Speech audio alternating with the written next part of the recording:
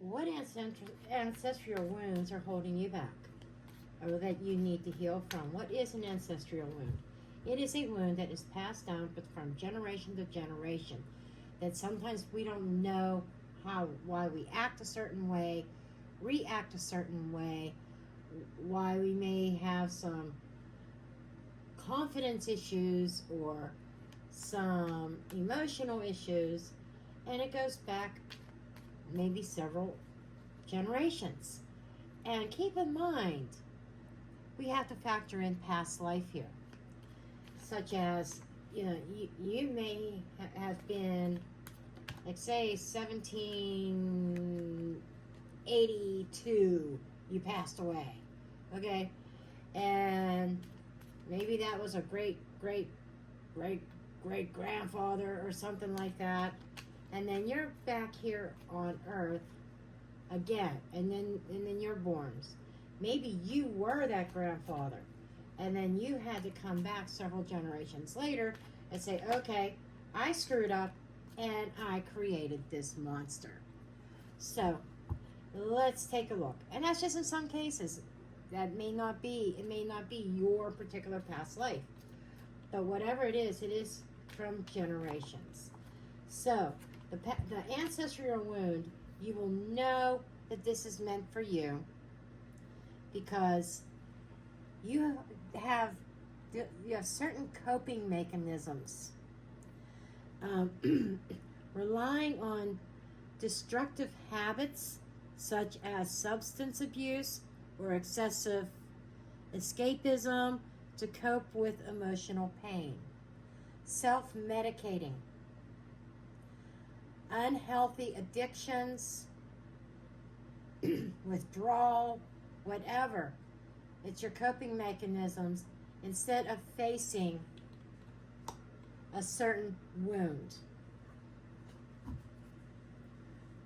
And how has this been passed down through your family?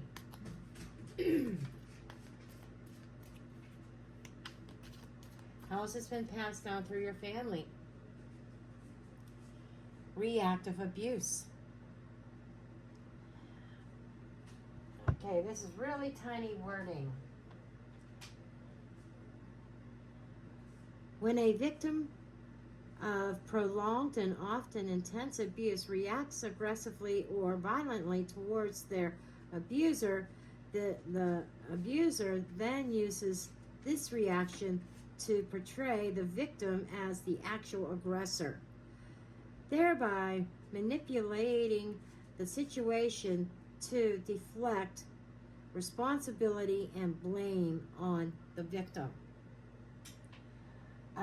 This is like passing the buck. Almost feels like gaslighting in a way. So it's been passed down by aggressive measures. Maybe a coping mechanism is, instead of dealing with a wound and trying to heal it, you aggressively attack somebody that has done harm to you, and they react and gaslight you, or it could be vice versa.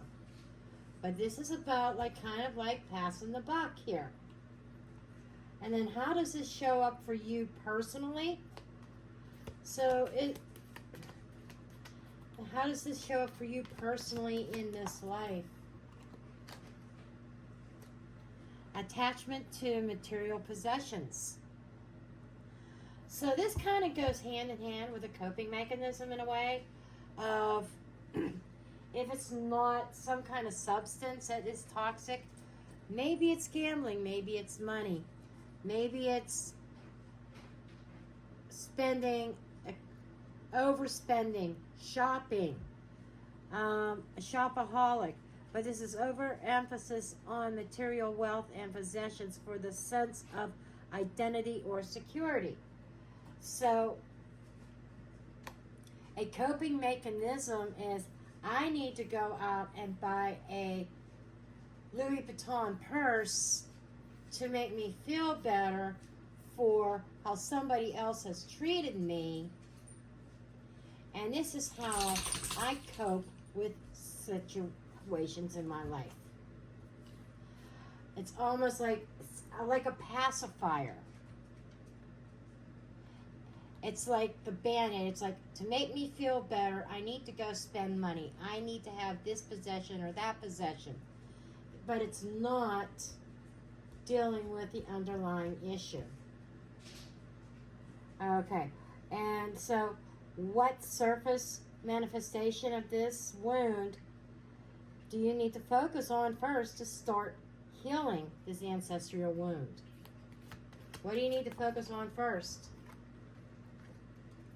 Family of origin, family situations. I kind of, oh, there's a card. Oh, I thought there was a card hiding behind this one. Nope. My bad, it's just the lighting. Family origin. Okay, and it's right underneath that coping mechanism. Let me turn the camera a little bit. Right underneath. So, this is telling me, that this is ancestral. This goes down generations. And it's been a family wound, generation after generation, and it hasn't healed itself. Maybe you are the one to heal this. What can I do to break free from this generational pattern? Solar plexus chakra blockage. This is difficult ties in the personal power, self-esteem, and confidence. Working on your personal power and your confidence. Not allowing others to dim your light or take that away from you. Go forth with confidence. Don't doubt yourself. So working on that self-confidence will help you overcome this wound. And what positive release will emerge from healing this ancestral wound? Sorry, I am a dog mom. Daisy, hush. Got two of them coming up. Spiritual bypassing and creative blockages. Basically, you will, instead of avoiding, their unsolved psychological issues will become resolved through the focusing on your spiritual practice, your spiritual self, and unlocking your creativity.